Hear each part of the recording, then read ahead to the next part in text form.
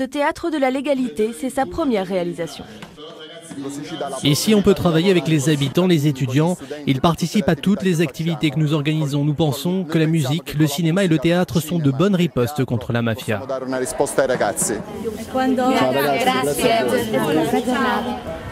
La petite ville de Casal dei Principi est considérée comme la capitale de la Camorra.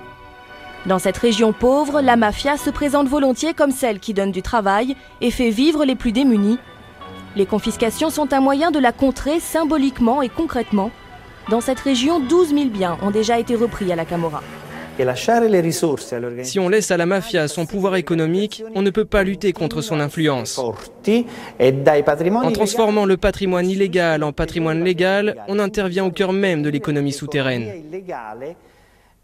Pour les organisations criminelles, perdre des maisons, des terres, des biens, c'est encore pire que la prison.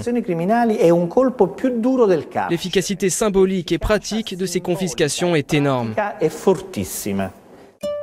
Juridiquement, le processus de confiscation est toujours long et les reconversions coûteuses, 200 000 € par villa en moyenne.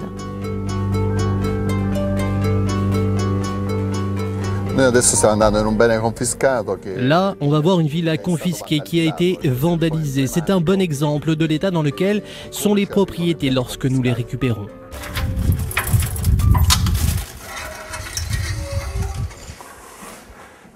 Quand ils comprennent qu'ils ne récupéreront pas leur maison, ils les détruisent du sol au plafond.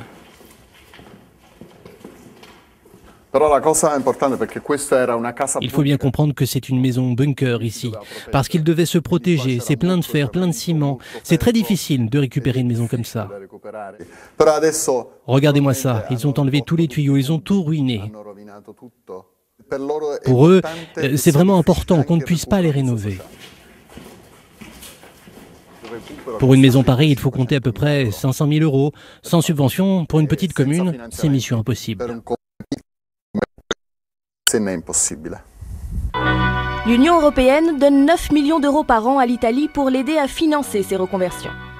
En 10 ans, le travail de Giovanni a permis de créer des centres sociaux, un complexe sportif, des logements à bas prix. Une aubaine pour cette petite ville extrêmement pauvre en services publics. Voici une de ces anciennes villas de Parin, rebaptisée la Casa d'Ondiana en hommage au prêtre de la ville, lui aussi assassiné par la Camorra. Désormais, c'est un centre d'accueil pour enfants en détresse. Et voilà le boss, le chef de la Casa d'Ondiana, Nicola Palmieri. Il est psychologue et responsable de la maison. Tu sais à qui elle était, cette maison ? Ici, on fait un travail de prévention. C'est essentiel, car ces adolescents, s'ils étaient livrés à eux-mêmes, pourraient sombrer dans la délinquance et la dérive sociale.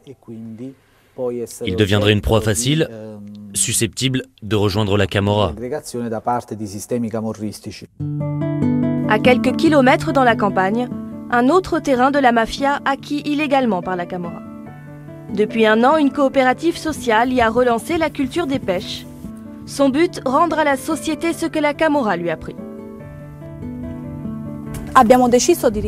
Nous avons voulu repartir de la terre, parce qu'il y a 50 ans encore, nous vivions de la terre. Ici, nos parents étaient agriculteurs, et puis la Camorra a fait des décharges abusives. Le terrain a été totalement martyrisé. L'idée nous a plu de repartir de la terre parce que c'est la nôtre. La première récolte a permis de donner du travail à 8 personnes et de produire une confiture vendue dans tout le pays sous le nom de Terra Nostra. Celui qui achète ses pots de confiture Terra Nostra, il sait qu'à son échelle, il lutte aussi un peu contre la Camorra. Retour au théâtre de la légalité. À la une de la presse, une surprise attend Giovanni. L'arrestation ce matin même d'un nouveau boss de la mafia. Pour nous, ça signifie de nouveaux biens confisqués. Et de nouveaux projets en perspective. Des opérations à forte portée symbolique, mais toujours très onéreuses pour l'Europe et le sud de l'Italie.